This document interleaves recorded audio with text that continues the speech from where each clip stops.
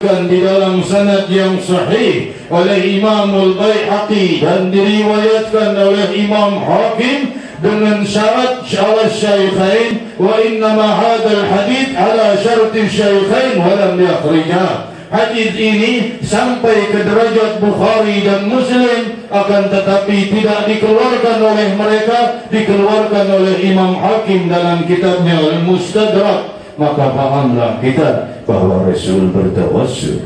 Kita bertawassul pada Ahlul Badar. Siapa Ahlul Badar? Kelompok paling mulia di umat ini, para pejuang dan syuhada yang dijanjikan oleh Rasul, i'malu ma syi'tum qad ghafarallahu lakum ma taqaddama min dhunubikum wa ma ta'akhkhar. Allah, Rasul sallallahu alaihi wasallam bersabda kepada Ahlul Badar, mereka yang sudah ikut perang Badar, berbuat menurut apa yang kalian inginkan, Allah sudah ampuni dosa kalian yang telah lalu dan yang akan datang. Doa seperti ini, ucapan seperti ini tidak pernah diucapkan oleh Rasul kepada siapapun terkecuali pada para sahabat radhiyallahu anhum wa ardhahum.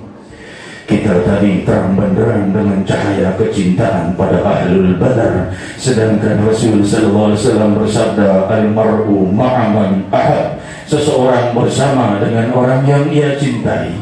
Dan kita tadi berdiri mengucapkan tal'al badru alaina dengan rebana, dengan alat pukul hadrah, yang ini semua diperbuat oleh siapa?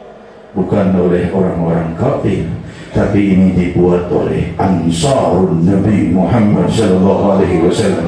Kita beriktidak, kita mengikuti adat istiadat, bukan adat istiadat orang-orang kafir, tapi istiadat Ansarun Nabi Muhammad sallallahu alaihi wasallam.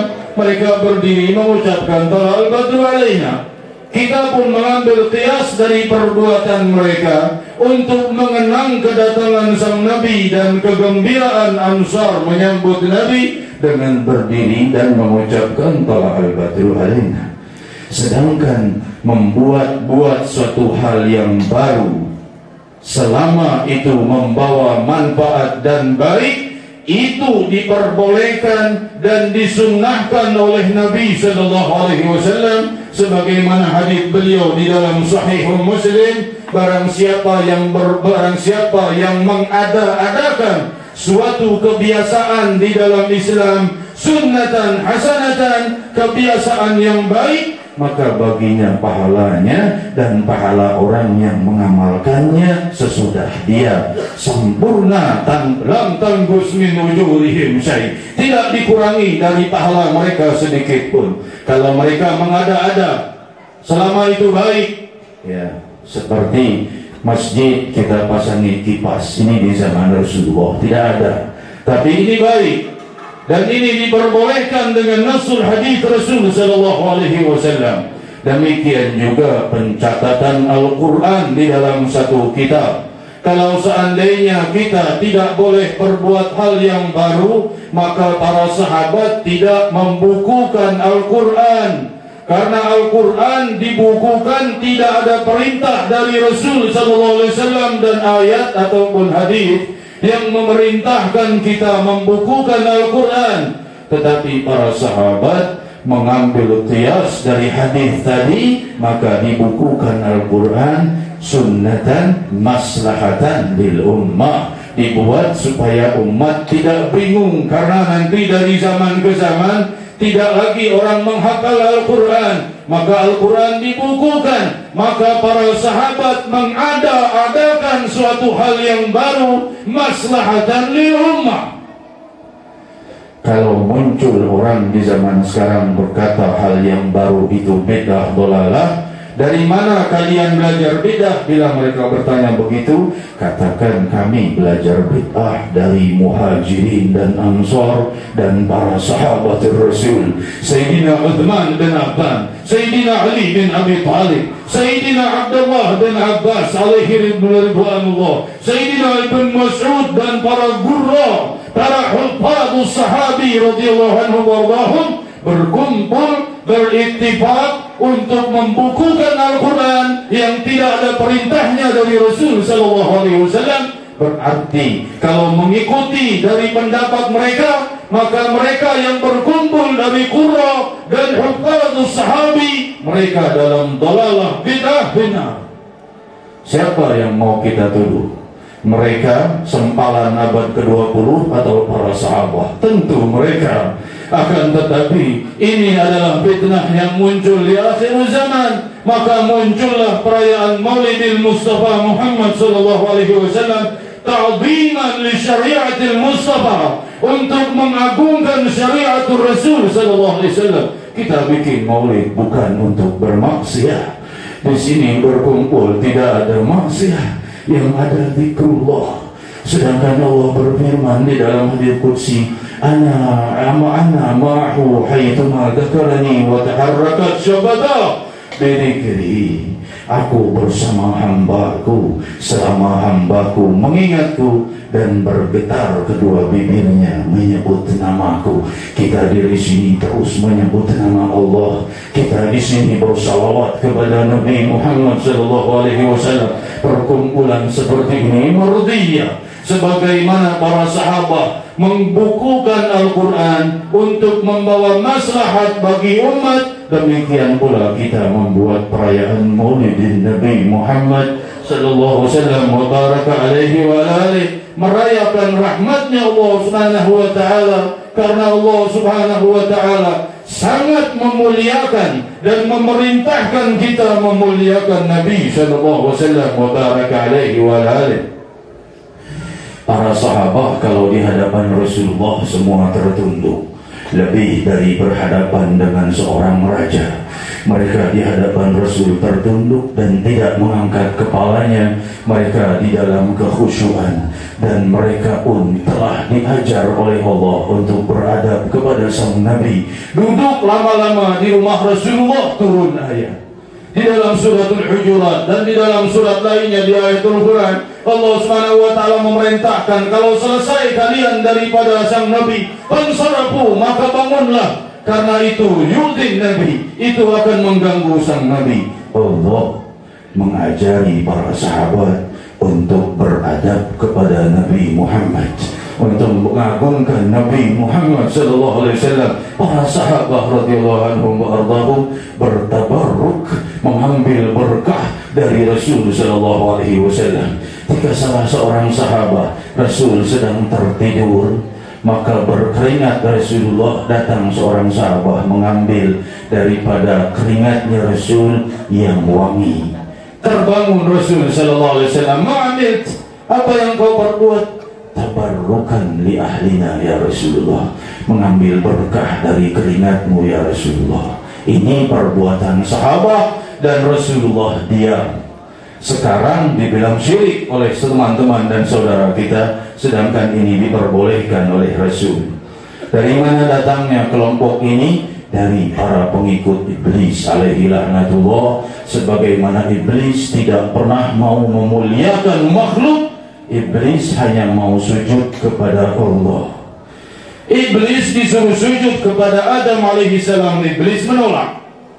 Kalau disuruh sujud pada Allah, sudah puluhan ribu tahun iblis sujud kepada Allah bersama Jibril, Israfil dan teman-temannya dari para malaikat. Selama iblis ini telah memang diciptakan dari api, tetapi iblis satu derajat dengan teman-temannya, yaitu Israfil, Mikail, Jibril dan lainnya, berpuluh ribu tahun bersujud kepada Allah.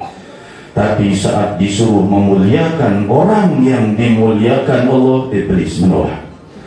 Kalau suruh sujud pada Allah, mau puluhan ribu tahun. Hanya Allah yang mau dimuliakan oleh iblis, makhluk lain tidak mau. Ini muncul di akhir zaman, memuliakan makhluk syirik. Demikian perbuatan iblis, tidak mau tunduk dan memuliakan Adam. Apakah iblis benar? Padahal dia tidak menyekutukan hal yang lain selain Allah, tidak mau sujud pada selain Allah. Apakah iblis benar? Dilaknat oleh Allah hingga akhir zaman, karena tidak mau memuliakan orang yang dimuliakan Allah. Sebagaimana para malaikat bersujud kepada Adam alaihi salam, dan Nabiuna wa syafi'una Muhammad sallallahu alaihi wasallam adalah imamul anbiya'i wal mursalin, lebih berhak dimuliakan dari Adam alaihissalam, terutama oleh umatnya. Bukan bersujud pada sang Nabi, kita tidak sujud pada sang Nabi, tapi sanubari kita ini mengenal sujud dari Nabi Muhammad sallallahu alaihi wasallam mubarak alaih. Bahkan di dalam salat pun harus bersalam kepada Sayyidina Muhammad sallallahu alaihi wasallam mubarak alaih. Mudah-mudahan kita dijauhkan dari kelompok iblis dan pengikutnya. Kalau saudara kita keracunan wabah penyakit, bukan hanya flu burung dan bukan hanya wabah penyakit yang zahir, tapi wabah penyakit sanubari dan berkembang di wilayah barat dan timur yang menjauhkan kita dari Muhammad. Ingin dekat kepada Allah tapi ingin jauh dari Nabi Muhammad. Sedangkan surga dan syafaat tidak akan didapatkan terkecuali lewat syafaat Nabi Muhammad. Di mana orang bisa mendapatkan dekat kepada Allah kalau bukan mengikuti sunnah Nabi Muhammad? Sedangkan kesempurnaan iman adalah dengan mengikuti sunnah Nabi Muhammad sallallahu alaihi wasallam mubarak alaih. Di hadapan kita akhir bulan Maret ini sudah masuk 1 Rabiul Awal, kegembiraan atas kelahiran sang Nabi. Ada apa di dalam kelahiran sang Nabi? Allah subhanahu wa ta'ala bersumpah dengan usia sang Nabi, la amruka, demi usiamu ya Muhammad. Ada apa di usia Nabi Muhammad? Dalam usia beliau itulah Allah menurunkan seluruh anugerah yang tertumpah kelak hingga akhir zaman. Dalam tempo 63 tahun dari kelahiran dan wafat beliau, Allah memulai seluruh kemuliaan Al-Quran, kemuliaan sujud, kemuliaan ruku, kemuliaan seluruh ibadah, hingga bertebaran di barat dan timur di permukaan bumi dengan cahaya hidayah dan cahaya rahmah. Allah memulainya dengan usia Nabi Muhammad SAW.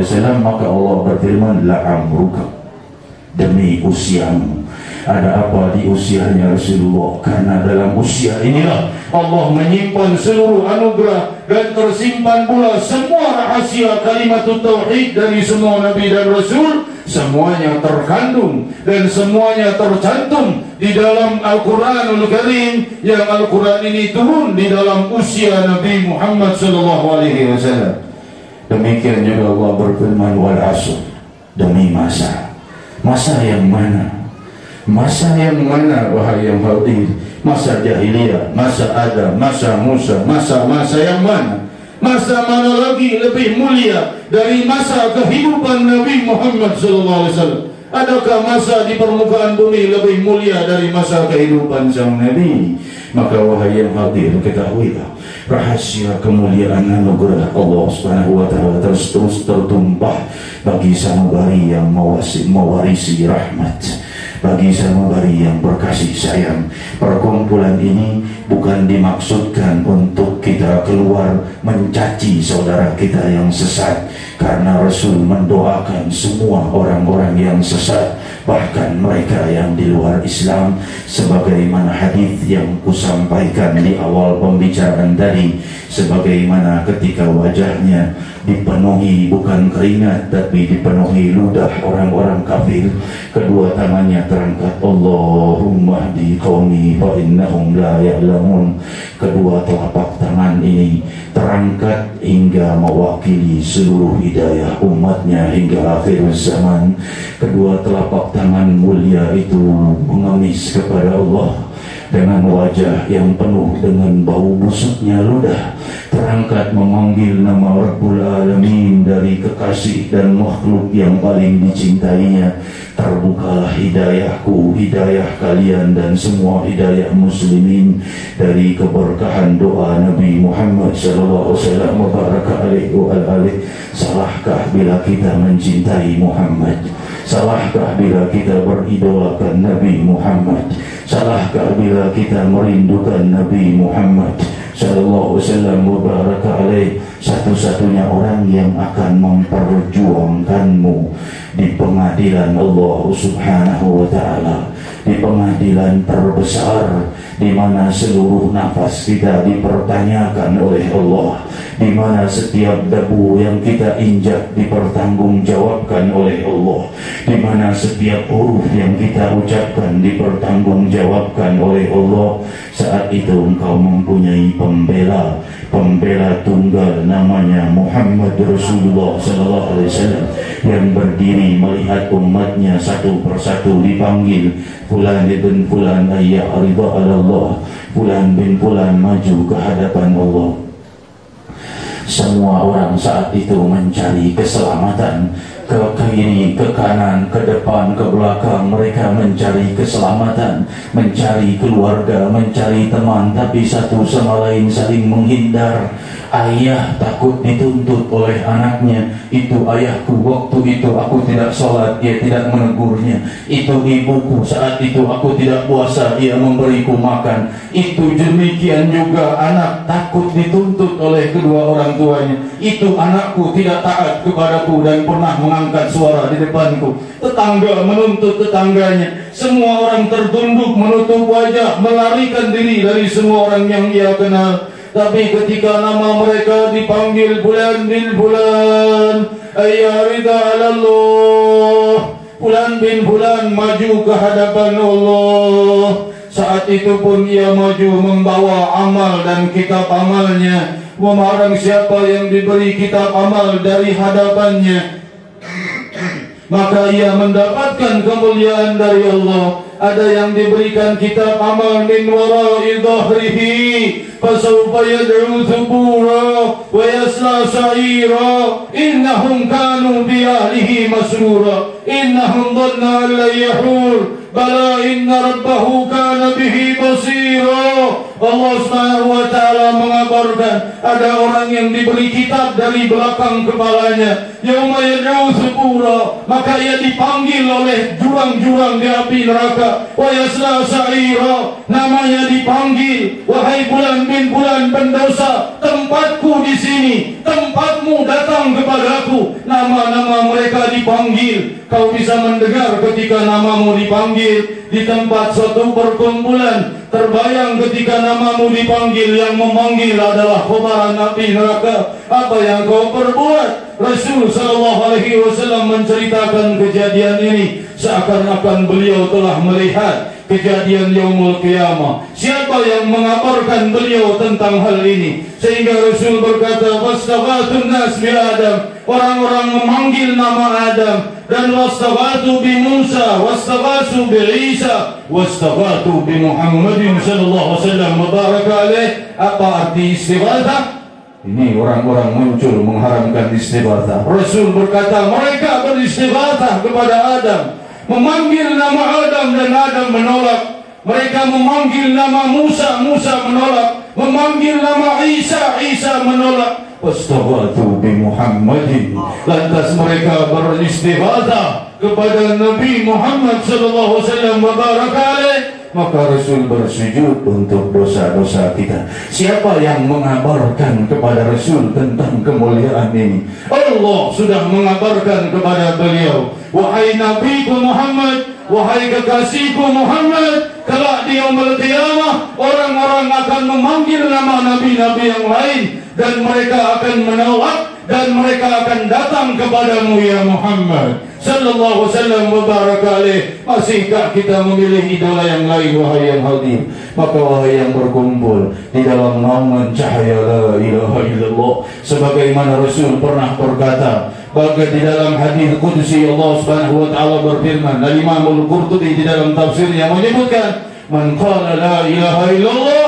faqala Allah taala sadaqa abdi la ilaha illa ana. Bila orang-orang hamba-hambaku berkata la ilaha illallah, maka Allah menjawab, telah benar ucapan hambaku, tiada Tuhan selain aku, kata Allah Subhanahu wa taala. Maka wahai yang hadir, 14 abad yang silam, imamku dan imam kalian berdiri di depan orang-orang kufar dan berkata, qulu jami'an la ilaha illallah. Dan mereka menjawab dengan lemparan batu, dan menjawab dengan mendekat dan meludahi wajah beliau. Tetapi di malam hari ini kita semua berkumpul di dalam naungan La ilaha illallah, maka ku teruskan ucapan yang pernah diucapkan kepada Nabi Muhammad SAW dan diucapkan kepada orang-orang saat itu, maka ku teruskan ucapan beliau malam ini. Faqulu jami'an la ilaha illallah.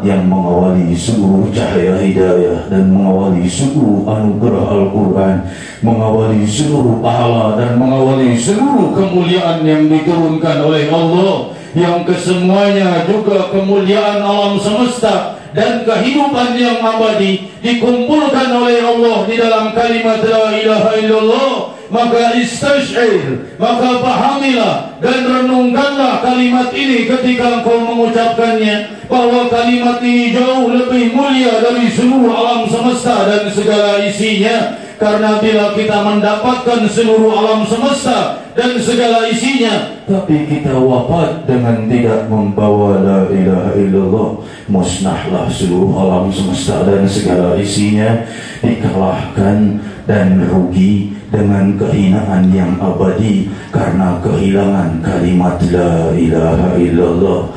Faqulu jami'an la ilaha illallah.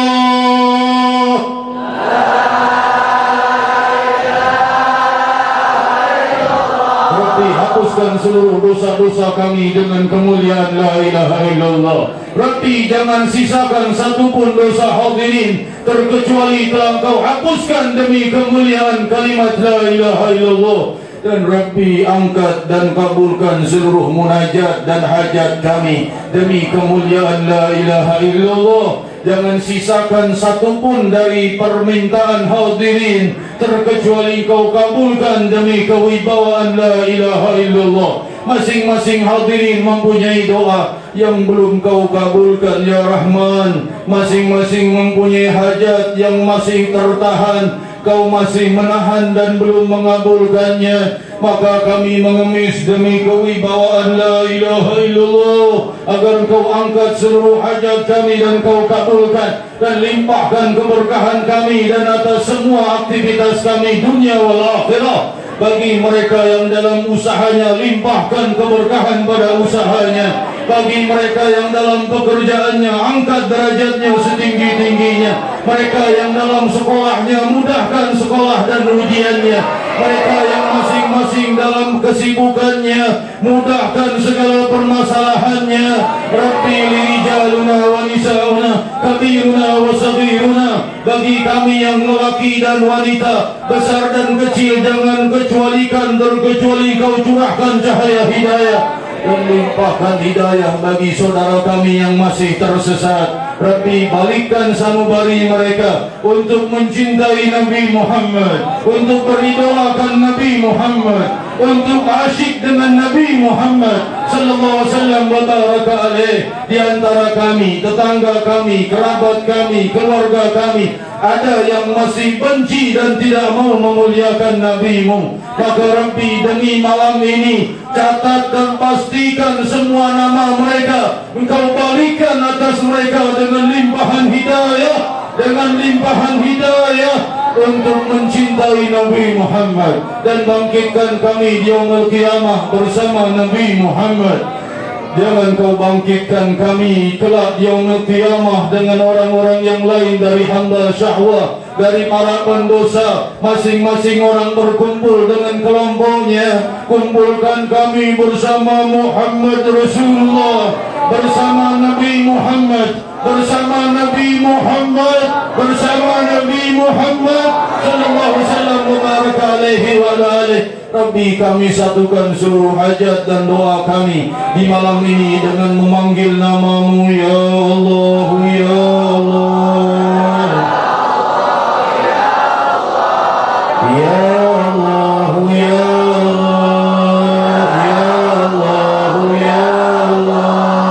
Ya Allah, Ya Allah, Ya Allah.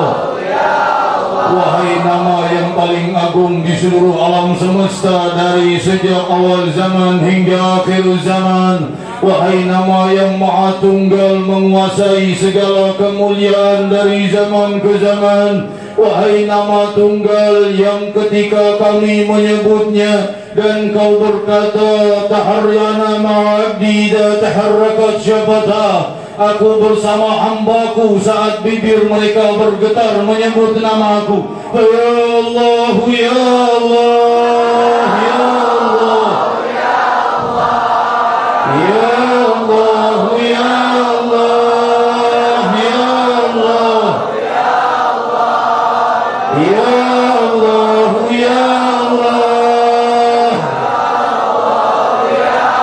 Ya Rahman, Ya Rahim, Ya Dzal Jalali wal Ikram. Telah kami benamkan seluruh hajat dan dosa kami dalam samudera namamu yang maha tunggal. Ya Rahman, Ya Rahim, limpahkan segala anugerah atas kami. Dan juga tidaklah kami bangkit dari tempat ini terkecuali kau penuhi kami dengan kemudahan di hari esok.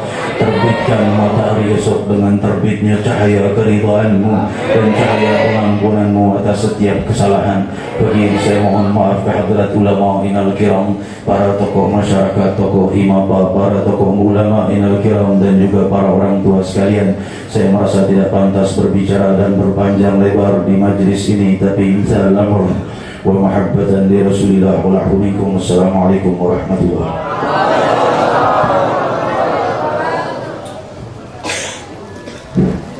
Demikianlah mutiara hikmah yang telah disampaikan oleh Habibun Al-Mahbub Al-Habib Munzir bin Fuad Al-Musawa. Semoga apa yang beliau sampaikan oleh beliau dapat menggugah hati sahabat kita untuk meningkatkan ruh ibadah kita kepada Allah Subhanahu wa taala dan meningkatkan pikiran kita kepada Nabi Muhammad SAW, serta tetap tegar dalam menegakkan kalimat la ilaha illallah.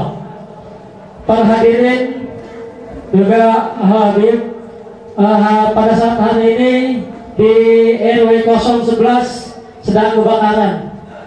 Ada kebakaran di RW 11 dan dimohonkan bagi para jamaah yang hadir di sini, semoga dengan kehadiran kita dapat memadamkan api yang sedang bergejolak dan tidak menimbulkan korban jiwa maupun korban harta benda.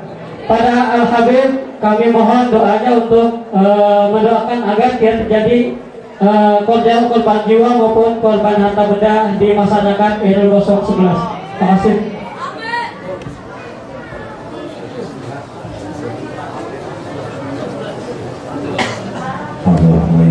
Amin, amin ya Allah. Allahumma atfi alaina an-nar, Allahumma atfi alaina an-nar bi barakati hadhihi jazatan mubarakah, barakat ismikal karimil a'zam. Fanaqulu jami'an, kita semua berdoa dengan lidah kita masing-masing. Ketahuilah ada satu hadis Rasul sallallahu alaihi wasallam bersabda bahwa la taqumus sa'ah hatta alla yuqala fil ardi Allah Allah. Tidak akan datang hari kiamat selama masih ada di muka bumi yang memanggil nama Allah Allah. Oleh sebab itulah kiamat merupakan bencana terbesar, apalagi bencana yang kecil dan lainnya. Sebagaimana Allah juga berfirman, aku ingin menumpahkan siksa dan musibah pada suatu kaum, tapi ketika kulihat mereka meramaikan masjid-masjidku dan beristighfar kepadaku, maka ku singkirkan dari mereka musibah. Maka demi kemuliaan yang ada di majlis ini, ya Rahman, padamkan api kemurkaanmu di wilayah yang dekat dari kami. Rabbi, telah kau jauhkan musibah itu dari kami, maka padamkan pula musibah itu di wilayah saudara kami muslimin.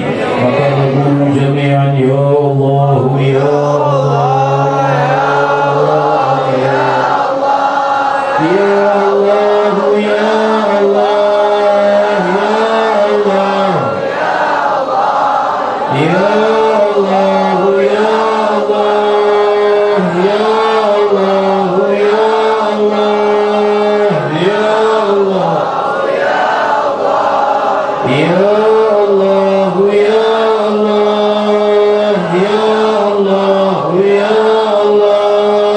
Ya Allah, Ya Allah, Ya Allah, Ya Rahman, Ya Rahim. Padamkan api itu demi gemuruh namamu Ya Rahman, demi kewibawaan namamu Ya Rahman. Dan bagi mereka yang mendapat musibah, gantikan atas mereka segala apa yang telah hilang dari mereka dan telah musnah dari harta mereka. Gantikan dengan berlipat ganda daripada rizkimu Ya Rahman.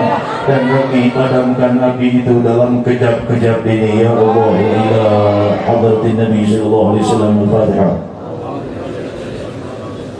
Terima kasih saya sampaikan pada Al-Habib yang telah membacakan doa untuk meringankan bencana yang ada di wilayah saudara kita di RW 011.